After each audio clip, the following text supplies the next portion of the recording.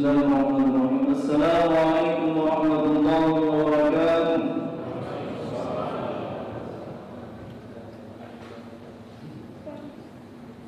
Alhamdulillahi rabbil alamin. Hamdan nastaghfiru bihi ni'matahu 'alaina wa nastaghfiru bihi ni'matahu minna. Nahmaduhu subhanahu wa ta'ala 'ala tarafi alaihi wa tawali 'ata'ihi wa ahli kulli hamdin wa thana. Subhanaka rabbana la nuhsi thana'an 'alaika anta kama athnayta 'ala nafsika jalla thana'uka wa tabarakat alamuka. Wa nusalli wa nusallim 'ala safwati khalqillah salatan wa salaman muntazimun fi silkihim asy-syarif آله الأبرار وصحبه الأخيار ومن اتبعهم واقتفى أثرهم إلى يوم الدين وبعد. أيها الإخوة المؤمنون، طبتم وطاب ممشاكم وسعيكم وتبوأتم من الجنة منزلا. سبحانك لا علم لنا إلا ما علمتنا إنك أنت العليم الحكيم. جماعة صلاة العشاء tarawih dan witir dengan rahmat Allah Subhanahu wa taala.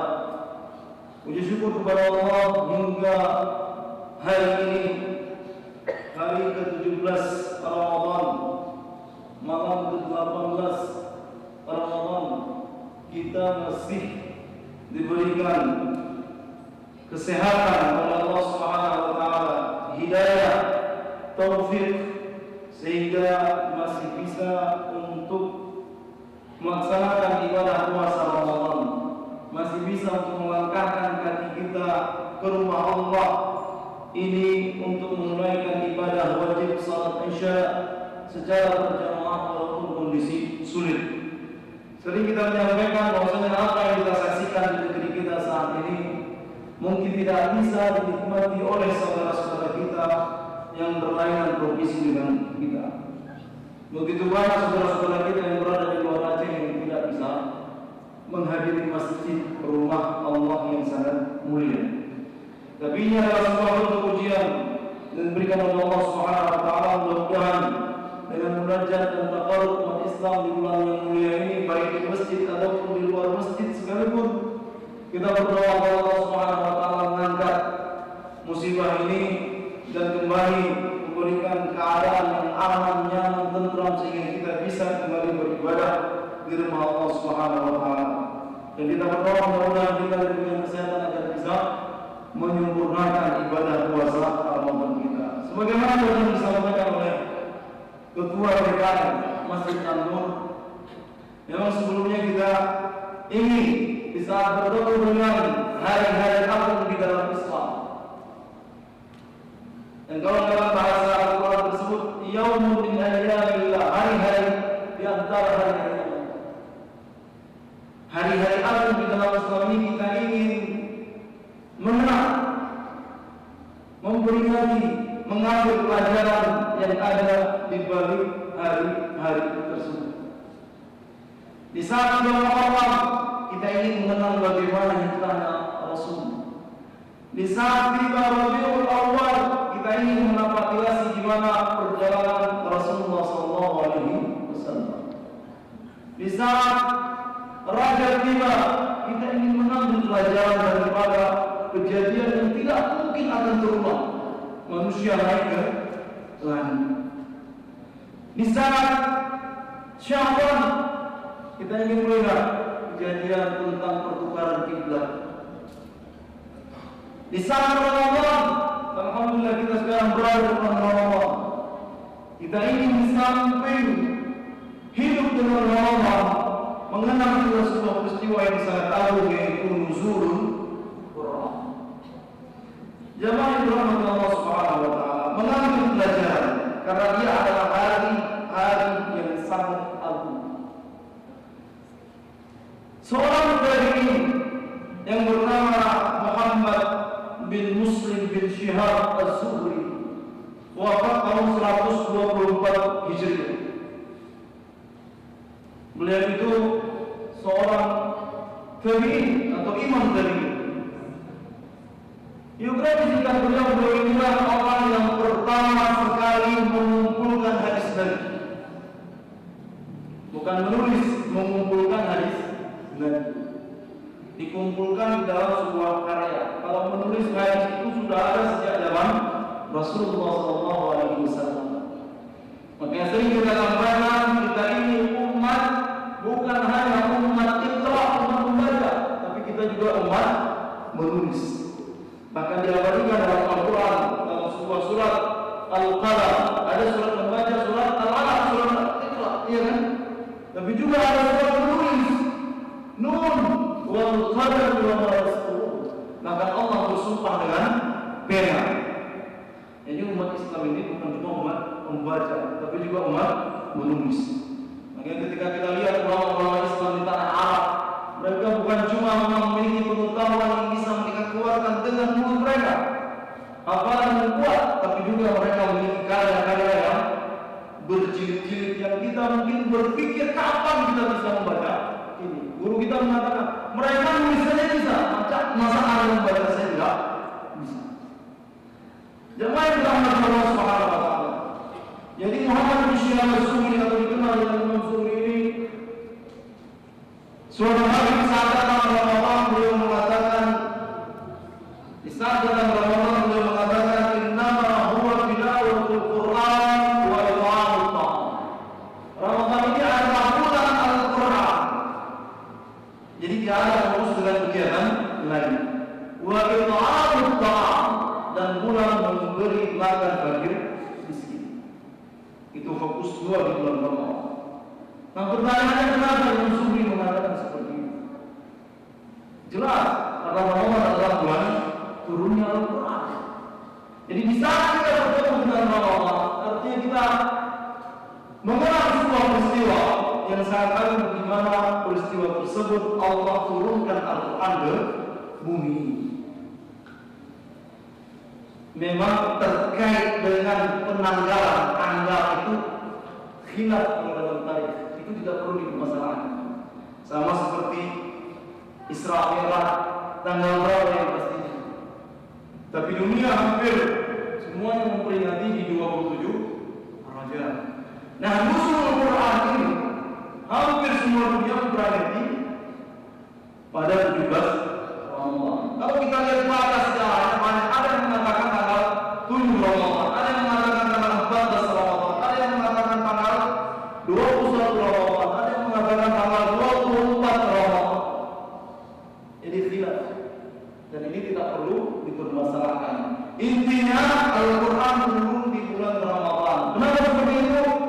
Ayat yang mengatakan yang tadi kita bacakan, Syahrul Ramadan alladzi unzila fihi Al-Quran. Itu ayat 3. Di bulan Ramadan, bulan di mana diturunkan Al-Quran. Bapak Ibu yang dirahmati Allah Subhanahu wa taala, terkait dengan proses turunnya Al-Quran ini, kita sebagai umat Islam perlu juga mengetahui bagaimana proses turunnya Al-Quran ini. Para ulama sudah membahas hal tersebut. Saya hanya ingin menyampaikan apa yang telah mereka tulis di dalam kitab-kitab ilmu Al-Quran. Jadi proses turunnya Al-Quran ini sehingga bisa kita nikmati saat ini, itu ada 3 tahap. Ada 3 tahap. Yang pertama kata para ulama, Allah Subhanahu wa taala menurunkan Al-Quran ke Lauhul Mahfuz. Lauh Mahfuz. Mungkin sering kita dengar, ya kan? Kata-kata Lauhul Mahfuz. Di saat imam membaca surat Al-Buruj, ya kan? Di akhirnya nanti apa? Bal huwa Qur'anun Majid fi Lauhin Mahfuz. Jadi Allah Subhanahu wa taala menurunkan Al-Quran di Lauh Mahfuz. Apa itu Lauh Mahfuz? Lauh Mahfuz itu tempat segala sesuatu. Jadi semua Allah dan qadar Allah yang sudah Allah gariskan, sebagaimana yang sering kita sampaikan, 50.000 tahun sebelum semesta ini ada keputusan apa saja yang terjadi di alam semesta ini, nah itu tempatnya di mana? Di Lauhul Mahfuz. Nah, Allah menurunkan Al-Quran ke sana dalam bentuk seperti yang kita lihat saat ini. Jadi Jibril alaihi salam sudah melihat wujud asli Quran di Lauhul Mahfuz. Ayat yang mana? Surat Al-Buruj. bal huwa Qur'anun Majid fi lauhin mahfuz. Bahkan dia adalah Quran yang sangat majid, yang sangat agung, yang ada di lauhul mahfuz. Sudah dilihat sama Jibril dalam bentuk seperti yang kita lihat saat ini. Itu tahap pertama. Jadi dari Allah turunkan kalamnya ke lauhul mahfuz. Tahapan kedua, dari lauhul mahfuz Allah turunkan ke Baitul Izzah. Ke Baitul Izzah, yaitu di langit dunia. Ini tahapan etapa yang kedua.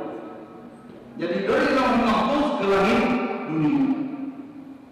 Nah, itulah yang dimaksudkan dalam tafsir ayat Syahrul Ramadan alladzi unzila fihi al-Qur'an. Pada bulan Ramadan diturunkan Al-Qur'an dari lauhul mahfuz ke sama dunia, ke langit dunia, ke Baitul Izzah. Nah, itu penafsiran pada ayat tadi. Nah, proses penurunannya dari lauhul mahfuz ke Baitul Izzah secara sekaligus, seperti selanjutnya yang kita lihat saat ini, mulai dari Al-Fatihah sampai ke Minal Jinnati wan Nas. Dari lauhul mahfuz Allah turunkan ke langit dunia. Ayat tadi. Nah, kapan itu? Di bulan Ramadan. Kapan tepatnya? Di malam Lailatul Qadar. Berdasarkan surat Al-Qadar, inna anzalnahu fi Lailatul Qadar. Ya kan? Sungguh kami menurunkan Al-Quran di malam Lailatul Qadar. Nah, malam Lailatul Qadar ini tidak perlu dipermasalahkan. Walaupun hari ini mengatakan semuanya di 10 terakhir. Nah, dari langit dunia, dari Baitul Mahfuz ke langit dunia sekaligus 30 juz bahasa. Itu etapa yang kedua. Nah, etapa yang ketiga, tahapan yang ketiga, dari langit dunia, dari Baitul Izzah ke hati Allah turunkan ke hati Rasul. Nah, apakah itu sekaligus? Tidak, tapi secara berangsur-angsur.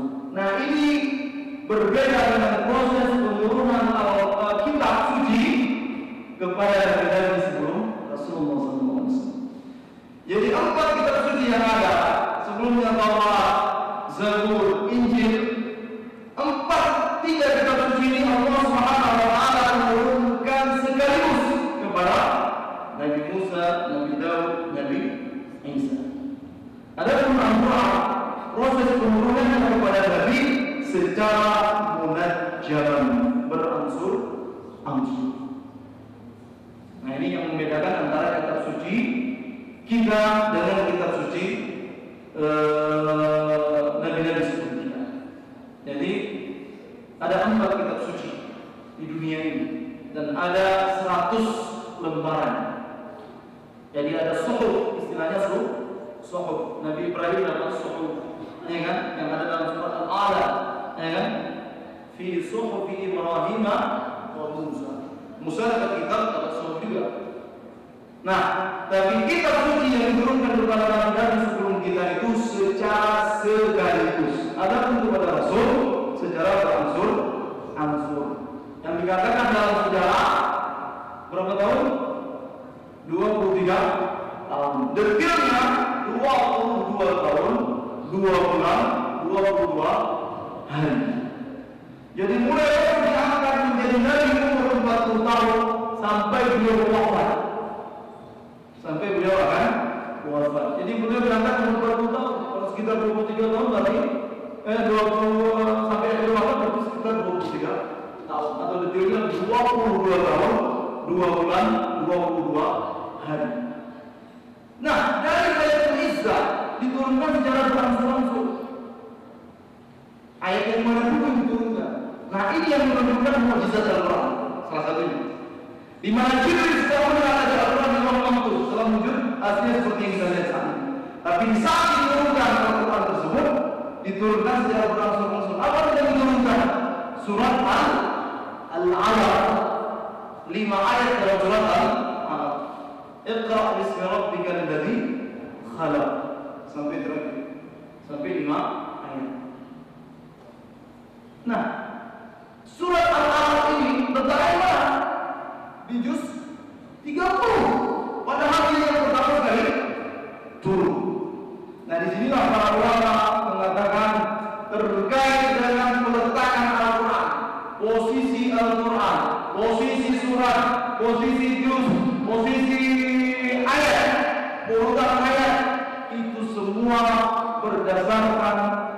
urusan Allah.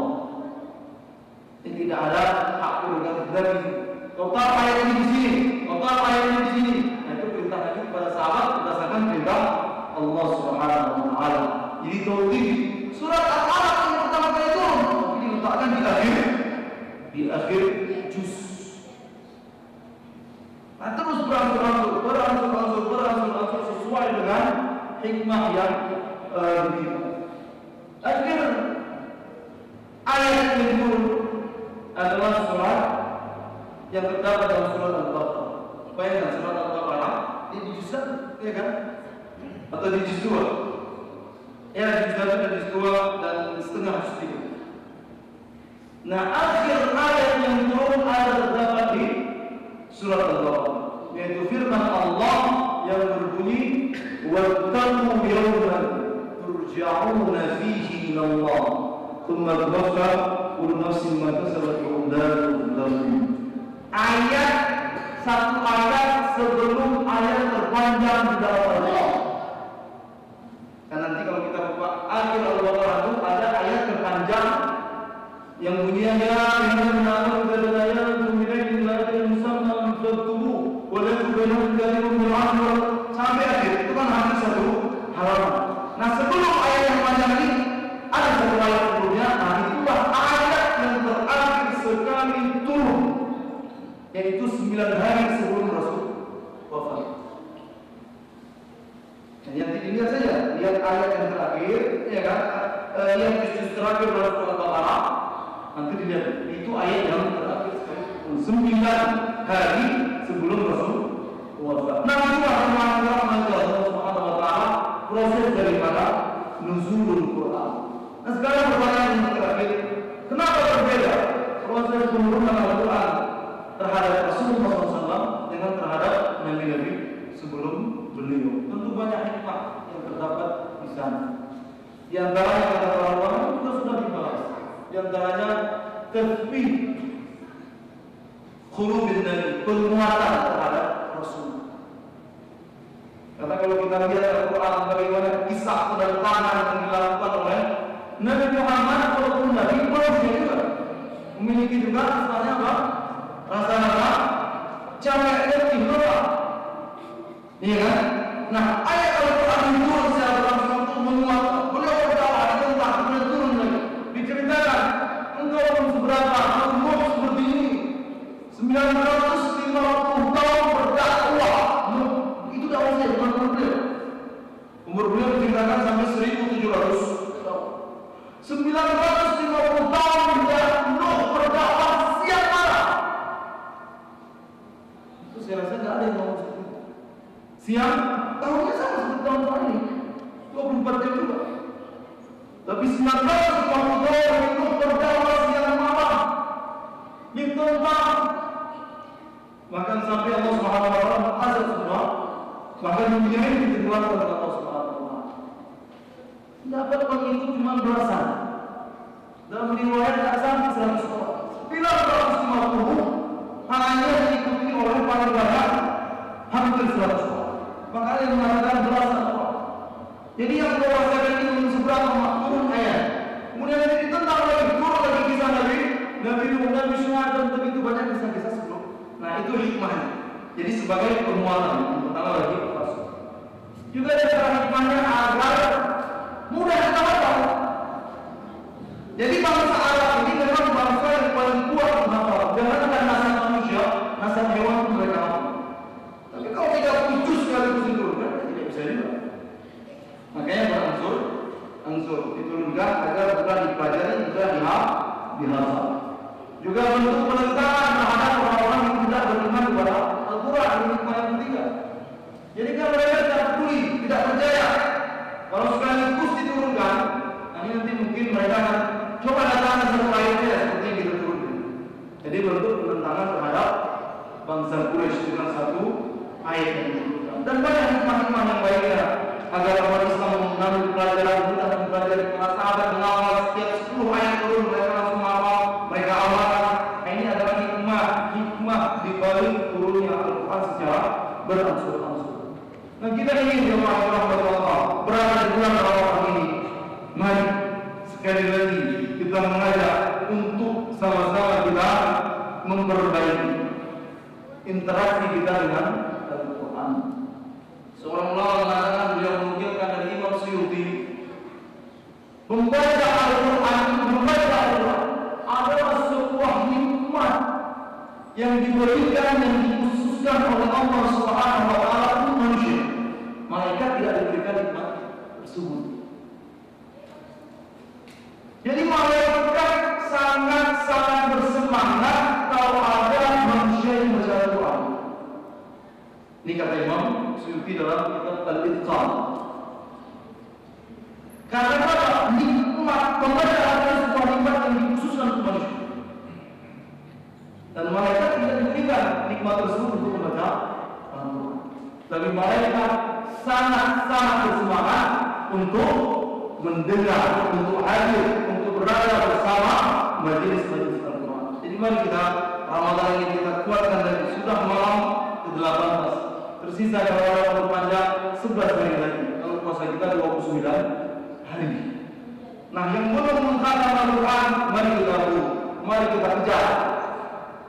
Apalagi dalam kondisi saat ini, kita tidak memiliki aktivitas mungkin seperti sebelumnya. Jadi masih ada waktu untuk kita mengkhatam Al-Quran. Saya belum bisa baca Al-Quran, bagaimana saya khatam? Nah, maka setelah hari ini untuk belajar Al-Quran. Belajar, walaupun satu hari satu ayat bisa kita pelajari, benar kita baca, itu adalah sebuah rasa keimanan yang jelas. Apalagi berada di bulan di mana Al-Quran tersebut diturunkan. Yang mudah-mudahan kita tidak termasuk dari golongan hamba-hamba Allah yang memiliki noda-noda kemunafikan dalam hati. Bagaimana mungkin yang pernah kita sampaikan, naqlul ahjari ahwanu 'alal munafiqin min qira'atil Quran.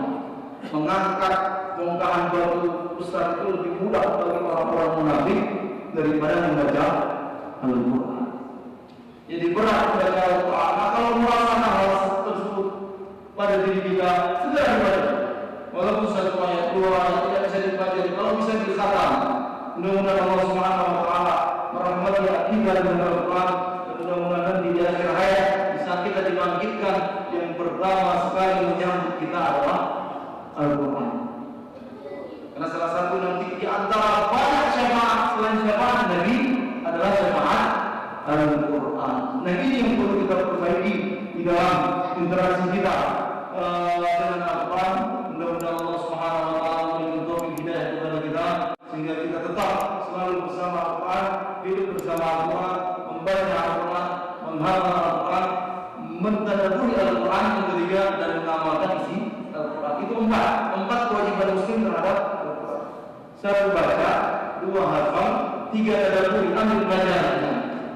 Karena itu kitab sampai hari kiamat sebelum diangkat. Nanti sebelum kiamat dunia Al-Quran akan diangkat. Tidak ada lagi orang yang hafal Al-Quran. Hilang semua ini.